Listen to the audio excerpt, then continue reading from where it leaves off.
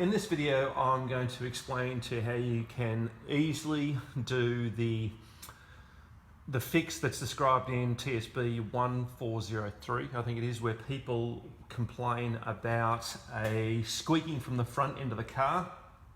The way this is all put together, we get the fuel tank up in here, about halfway up there. The fuel tank sort of goes up at a funny angle, and then it goes up to where the battery, etc. is. But just on this side of it, on each side, there's a metal pad that sort of pokes down, and the fuel tank sits up like that, very, very close to it. In the factory, they put a piece of foam in here, and over time, and movement, etc., that thing just gets pushed out of the way. It's obviously not stuck on there very well. And so what you end up with is squeaking as the fuel tank rubs against the chassis on that metal pad, and especially during times where it's hot and the fuel tank is full, apparently. The TSB describes where they pretty much dismantle the front end of the car to remove the fuel tank and then put new pads in there. It's a lot of work, and people get it done under warranty, but for the life of me, I can't understand why they go to that effort, because as I'll show you, you can get access to those pads quite simply with very little effort. And all we're going to do, and a bit of a background on how this is all put together, you got this big frame here, which is the thing that supports the fuel tank. On the underside here, there are two straps, and it's just a big metal strap that hooks in here as well as up in here on both sides.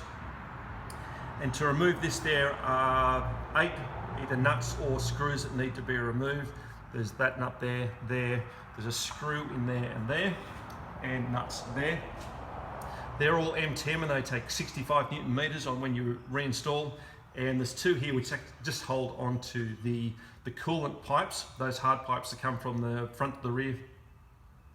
They're M10, they take 10 Newton meters on install. So you just remove those. This whole thing will just move on down, and it'll hang from here, and then you can just lift these straps out and then just remove the whole thing. And then we've got a cover here for the underside of the tank. It just clips in underneath these coolant pipes here, so that just pulls straight out very easily. And then there are a couple of clips up in here which are part of the fuel tank that attach to these little lugs on the chassis, and they can just get easily pulled out, and suddenly you can just pull this fuel tank down, and then you look straight up inside here and you can easily see where those pads are. On this car, they were gone completely.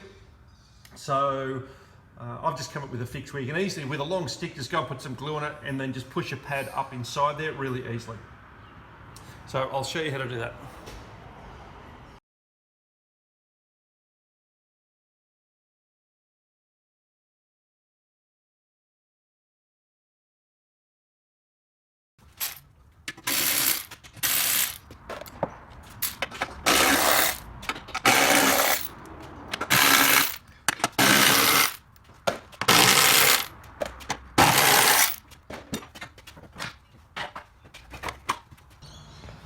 Once the straps are off, there's a little tab up in here on both sides that you can just lift up the tank a little bit and then just push that out on both sides, and that will allow the tank to lower that little bit further to give you a bit more room.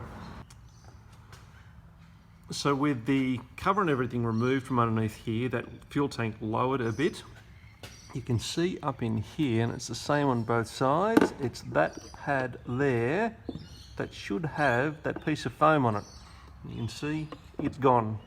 You can see where it's, the adhesive seems to have taken a little bit of the paint off. But what I'm going to do is use some glue and paint it onto that, and then put a piece of foam there, and hopefully the squeak should go away. To do the fix, this is what I'm going to do. To get the glue on, I've just got a cheap paintbrush, rip the end off it, put a bit of a bend in it, and got a really long extension with a small socket on the end one that fit nicely into and wasn't going to move, so I can put some glue on that, and that bend allows it sort of to go around the corner nicely.